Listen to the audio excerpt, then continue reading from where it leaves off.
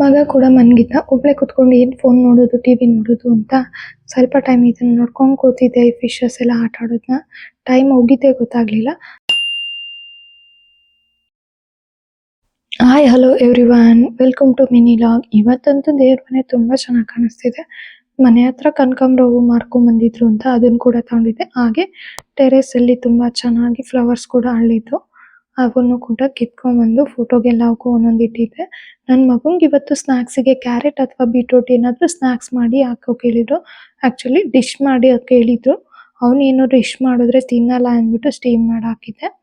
ಹಾಗೇನೆ ಈ ಪೌಚ್ ಯಾವ ಥರ ಸ್ಟಿಚ್ ಮಾಡೋದು ಅಂತ ಯಾರಿಗಾದ್ರೂ ವಿಡಿಯೋ ಬೇಕು ಅಂದರೆ ಕಮೆಂಟ್ ಮಾಡಿ. ನಾನು ನೆಕ್ಸ್ಟ್ ವಿಡಿಯೋದಲ್ಲಿ ಯಾವ ಥರ ಸ್ಟಿಚ್ ಮಾಡೋದು ಅಂತ ತಿಳಿಸ್ಕೊಡ್ತೀನಿ. ಕಮೆಂಟ್ ಮಾಡಿದ್ರೆ ಅಷ್ಟೇ, ಇಲ್ಲ ಅಂದರೆ ಇನ್ನೂ ನಾನು ವಿಡಿಯೋದಲ್ಲಿ ಶೇರ್ ಮಾಡಲ್ಲ. ಹಾಗೆ ವಾಷಿಂಗ್ ಮಿಷಿನ್ಗೆಲ್ಲ ಸ್ವಲ್ಪ ಬಟ್ಟೆ ಹಾಕಿದ್ದೆ, ಅದೆಲ್ಲ ಆಗಲಿ ಹೋಗೋಣ ಅಂತ ವೆಯ್ಟ್ ಮಾಡ್ತಾ ಇದ್ದೆ. ನಾನು ಕೂಡ ಟೈಲರಿಂಗ್ ಕ್ಲಾಸ್ಗೆ ಹೋಗ್ತಾ ಇದ್ದೀನಿ ಒಂದು 20 ಡೇಸಿಂದ. ಹಾಗಾಗಿ ನನಗೆ ವಿಡಿಯೋ ಶೂಟ್ ಮಾಡ್ಕೊಳಕ್ಕೆ, ಎಡಿಟ್ ಮಾಡೋಕ್ಕೆ, ವಾಯ್ಸ್ ಓವರ್ ಕೊಡೋಕ್ಕೆ ಆಗ್ತಿಲ್ಲ. ಇವಾಗ ಸ್ವಲ್ಪ ಫ್ರೀ ಮಾಡ್ಕೊತಾ ಇದ್ದೀನಿ. ಅವನನ್ನು ಕೂಡ ಸ್ಕೂಲಿಗೆ ಬಿಟ್ಟು ನಾನು ಹೋಗಿ ನಾನು ಮುಗಿಸ್ಕೊಂಡು ಬರುವಾಗ ಅವನನ್ನು ಪಿಕ್ ಮಾಡಿ ಕರ್ಕೊಂಬರ್ತೀನಿ. ಹಾಗೆಯೇ ಕರ್ಕೊಂಬಂದಮೇಲೆ ನಾನು ಊಟ ಮಾಡಿಕೊಂಡು ಅವನನ್ನು ಸ್ವಲ್ಪ ಮಲಗಿಸಿ ಸಂಜೆ ಎದ್ದು ಫ್ರೆಶ್ ಅಪ್ ಆಗಿ ದೀಪ ಹಚ್ಚಿ ಹಸ್ಬೆಂಡ್ ಬರೋದನ್ನೇ ವೆಯ್ಟ್ ಮಾಡ್ತಿದ್ದೆ. ಟೈಮ್ ಹೋಗೋದೇ ಗೊತ್ತಾಗಲ್ಲ ಈ ಅಕ್ವೇರಿಯಂ ನೋಡ್ತಾ ಇದ್ರೆ.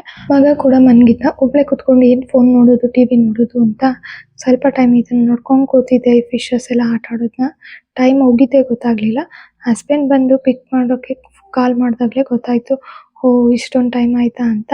ಅವನು ಕೂಡ ಅಷ್ಟರಲ್ಲಿ ಹೊರಡೋಣ ಅಂತ ರೆಡಿ ಆಗ್ತಿದ್ದೆ. ಅಷ್ಟರಲ್ಲಿ ಎದ್ದ. ಅವನು ಕೂಡ ಕರ್ಕೊಂಡೋಗಿ ಪಿಕ್ ಮಾಡ್ಕೊಂಬಂದೆ.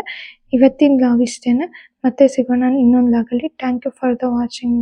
ಟೇಕ್ ಕೇರ್, ಬಾಯ್.